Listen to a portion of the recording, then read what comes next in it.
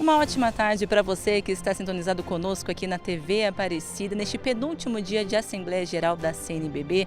Imagens ao vivo agora da capital Mariana da Fé, o nosso cartão postal, a Passarela da Fé, aqui na Casa da Mãe, que mais um dia acolhe fiéis de todo o país para rezar, agradecer e fazer seus pedidos também à Nossa Senhora Aparecida. Estamos aqui, ao redor do altar central, trazendo todos os detalhes deste penúltimo dia da 60ª Assembleia Geral da CNBB, acompanhando todos os detalhes. Hoje, então, tivemos a aprovação das novas diretrizes gerais para a ação evangelizadora da Igreja no Brasil, todas as expectativas de todo o episcopado brasileiro, e já vamos falar sobre essa votação, então, e também deste novo momento, pastoral para toda a Igreja. Eu converso agora com o Dom Anderson Franklin, ele que é bispo auxiliar da Arquidiocese de Vitória e compõe a Comissão Bíblico-Catequética da CNBB. Dom Anderson, muito obrigada por aceitar nosso convite, estar aqui conosco. E nos conte, por favor, como foi esse dia, Na verdade, esses dias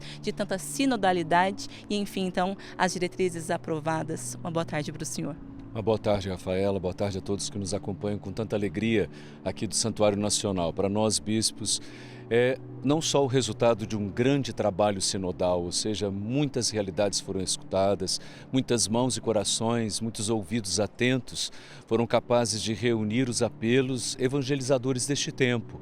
As diretrizes da ação evangelizadora da Igreja do Brasil é fruto de uma grande escuta, ou seja, a escuta da Palavra de Deus, a escuta do Espírito, que fala a essa realidade tão desafiadora do nosso país, tão múltiplo. E por isso a grande alegria nossa foi que não só foram aprovadas, mas elas foram aprovadas no espírito sinodal, ou seja, muitas discussões, emendas, um trabalho árduo da equipe responsável.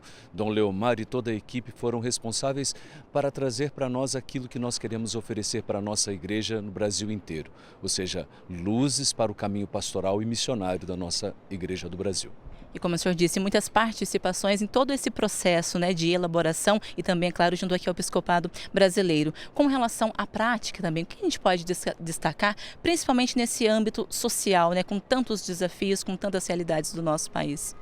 Isso foi muito importante porque quando nós nos reunimos como bispos, trazendo as realidades tão diversas e múltiplas do Brasil, são muitas vozes que são escutadas. São dores e alegrias, esperanças e anseios de regiões inteiras. Por isso, aquilo que nós apresentamos, fruto de um trabalho árduo, da escuta da palavra e diante de realidades tão desafiadoras, é um compromisso evangelizador, ou seja, a igreja quer ser esta grande tenda capaz de acolher todos indistintamente, como propunha o Papa Francisco.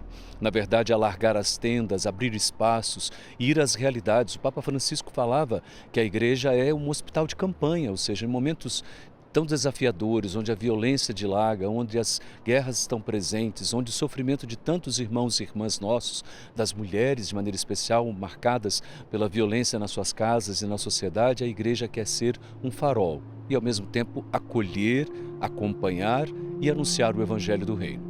Alargar as tendas e também o tempo, inclusive agora com vigência de 6 anos com relação às diretrizes também. Como que este novo momento vem também ao encontro dos desafios, inclusive, do Ministério de Catequistas? Exatamente, na verdade, quando nós propomos 6 anos para as diretrizes agora, é no intuito de oferecer possibilidade para os irmãos bispos, para nós, para as nossas igrejas locais, terem condição não só de estudarem as diretrizes, mas colocarem cada uma das diretrizes e seus pontos em prática, de maneira muito especial, trabalhando com os nossos amados e amadas catequistas, que esperamos aqui na Romaria dos Catequistas neste ano, mas também com tantos irmãos e irmãs. Há realidades múltiplas, ou seja, nós como igreja queremos ouvir as alegrias, esperanças e as dores e os sofrimentos do tempo de hoje e como discípulos de Cristo anunciar a alegria do Evangelho. Além das diretrizes gerais, o dia de hoje também contou com outros temas, inclusive o Congresso Eucarístico Nacional. Como que essas trocas também enriquecem este pertencimento, essa sinodalidade de toda a igreja, Dom Anderson? Nós costumamos dizer que os dias da Assembleia são dias de muito trabalho, mas também de muita partilha, ou seja, ver as realidades no rosto de cada irmão bispo, de maneira especial esses grandes eventos para os quais nós nos dirigimos na oração e no desejo sincero de, como peregrinos alimentados pela Eucaristia, dia, celebrarmos a grande alegria do reino, ou seja, momentos bonitos, um dia fecundo e um dia marcante na nossa Assembleia hoje. E todos somos missionários, né? Dom Jaime falava muito dessa questão do processo de sinodalidade que foi feito e segue também nesses dias de Assembleia, mas qual mensagem a gente pode deixar para quem nos acompanha agora pela Rede Aparecida de Comunicação, para quem está também aqui já na Casa da Mãe Aparecida para participar da Santa Missa? A última conferência latino-americana aconteceu aqui, em Aparecida, e o nosso amado Papa Francisco, que repousa em paz, cardeal Bergoglio, foi responsável por ajudar a redigir o texto. No capítulo 6 desse texto fala do discípulo missionário, ou seja, pelo batismo todos nós nascemos na mesma fonte batismal e nos é dada uma vocação. Por isso a missão é inerente ao batismo, ou seja, eu e você somos missão de Deus nesse mundo. Por isso, assumirmos com alegria esse compromisso, com generosidade, com prontidão, os nossos cristãos leigos e leigas, desde as crianças aos jovens, os adolescentes, os pais e mães de família, ou seja, os ministros ordenados, religiosos, seminaristas, vocacionados, bispos, ou seja, toda a igreja é missionária. Que este momento da nossa Igreja do Brasil, marcada por tantos anseios e esperanças, possa ser fecundo e o eco das nossas diretrizes e dos clamores que aqui escutamos, das nossas orações e do nosso desejo e impulso missionário possa percorrer as estradas do Brasil.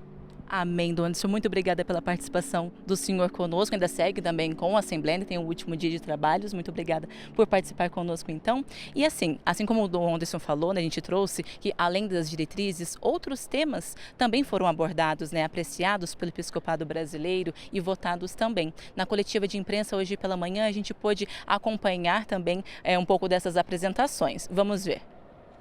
Irmã Regina da Costa Pedro, diretora da Aspom, deu mais detalhes sobre o 7º Congresso Americano Missionário, que será realizado em Curitiba em 2029, que receberá 22 delegações de países da América. O primeiro pilar ao qual nós chegamos de uma maneira muito sinodal, com a participação de diversos organismos, foi o tema. E o tema do CAN 7 será América em Saída, Povo de Deus que anuncia e testemunha Jesus Cristo.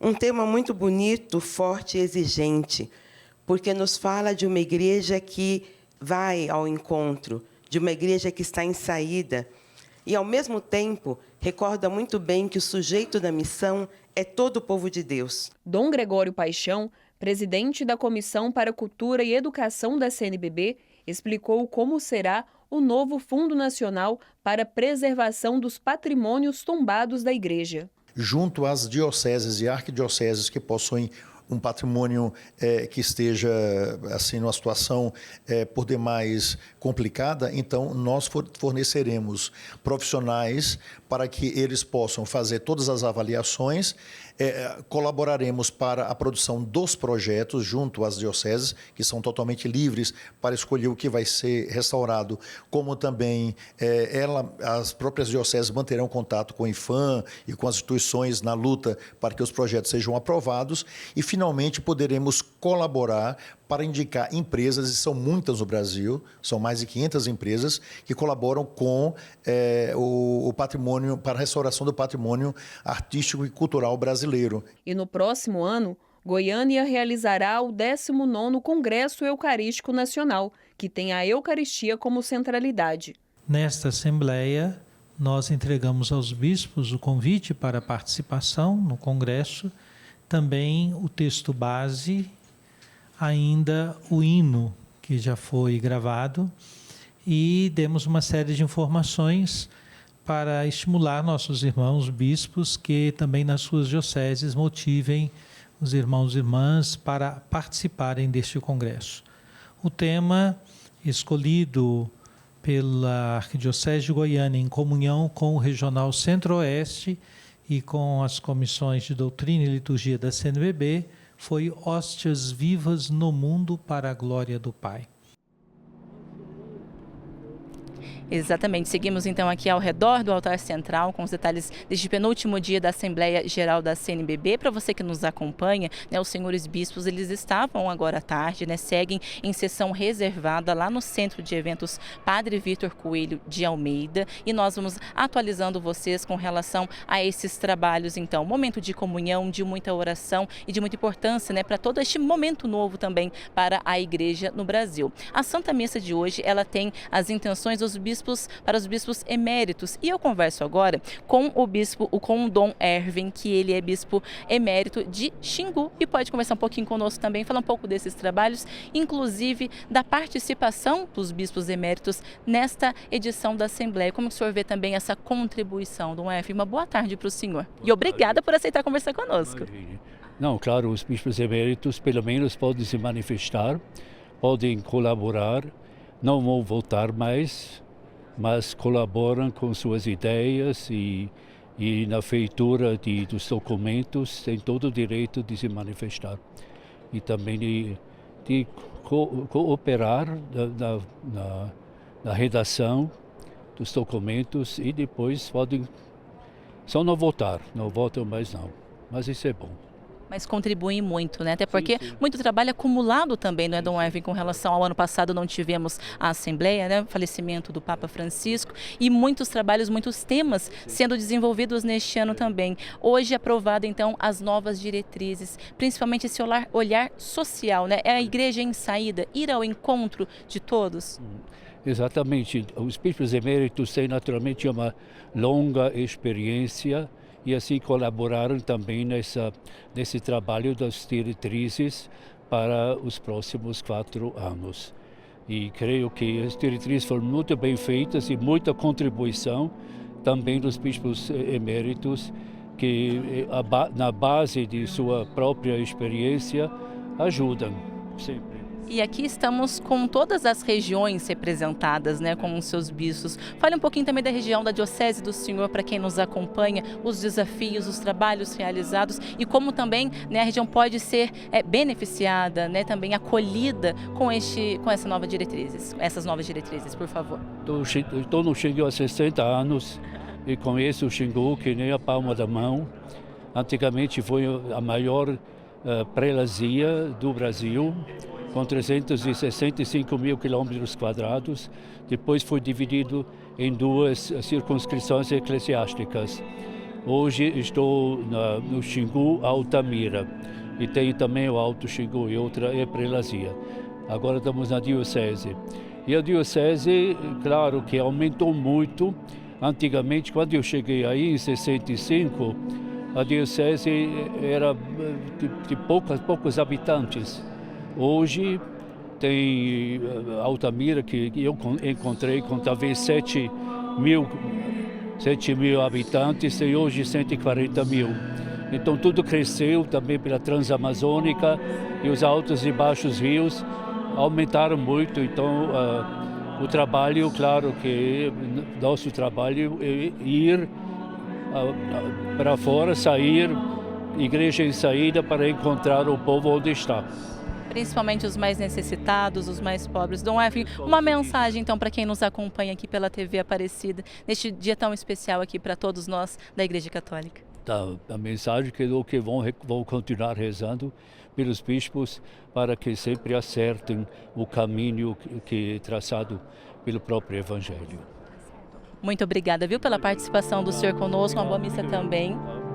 Nós seguimos com as informações aqui deste penúltimo dia. Nós temos uma sonora para acompanhar, porque em relação a todas as comissões, os trabalhos que foram apresentados e votados, um tema muito importante é com relação aos direitos e à proteção dos jovens, dos adolescentes e também das pessoas vulneráveis. A gente tem algumas informações interessantes, importantes, com relação à contribuição da Comissão de Tutela de Menores. Vamos ver. queremos ter ambientes seguros, ambientes que sejam seguros para todos que estão frequentando a igreja, as crianças, também os idosos, e a fazer com que os padres, as pessoas que vivem nos institutos de vida consagrada também estejam conscientes de quais são os riscos, os perigos que enfrentam nesse dia a dia do trabalho dentro da igreja. Nossa presença aqui na Assembleia da CNBB é testemunho disso, que estamos trabalhando juntos, e a gente em Roma está aprendendo muito da igreja a nível global e aqui também no Brasil, dos passos que foram já feitos e aqueles que estão sendo feitos juntos também com a Conferência de Religiosos do Brasil. E então isso é que dá uma grande esperança para o futuro, este olhar transparente, um olhar de verdade, não, com caridade também, às situações de todos. Tivemos a participação, além dos religiosos e das religiosas, também de muitos organismos aqui com relação a essa edição da Assembleia, né, contribuindo para os textos e também para essa missão evangelizadora em todo o contexto brasileiro, né, com todos os regionais, todos aqui podendo ser representados também. Algumas das pautas que foram colocadas ao longo desses dias foi justamente sobre a violência, a questão da paz, a necessidade da paz em todo o mundo e também a questão do desafio dos migrantes, que é uma realidade em vários trechos aqui do nosso país. A Rede Clamor também tem uma participação muito forte com este trabalho aos imigrantes que vêm para o Brasil. Vamos ver. A Rede Clamor, aqui no Brasil, ela chega em 2021, 2017 no CELAM e agora 2021 no Brasil. É uma rede que trabalha com instituições religiosas, com congregações, com as pastorais, tendo como foco, um trabalho com migrantes, refugiados e o combate ao tráfico humano. Então, pela primeira vez, nós apresentamos algo aqui na Assembleia e tenho recebido por parte de vários bispos um bom acolhimento, porque nós estamos fazendo uma boa provocação. Nós convidamos todo o episcopado para estarmos atentos aos refugiados presentes nas várias dioceses.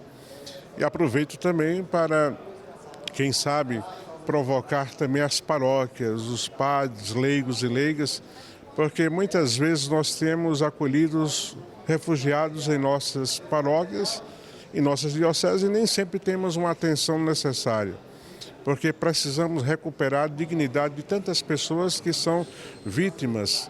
No Brasil, hoje, nós temos mais de 2 milhões de imigrantes, e mais de 150 mil refugiados. Às vezes estão próximos, mas nem sempre estamos atentos.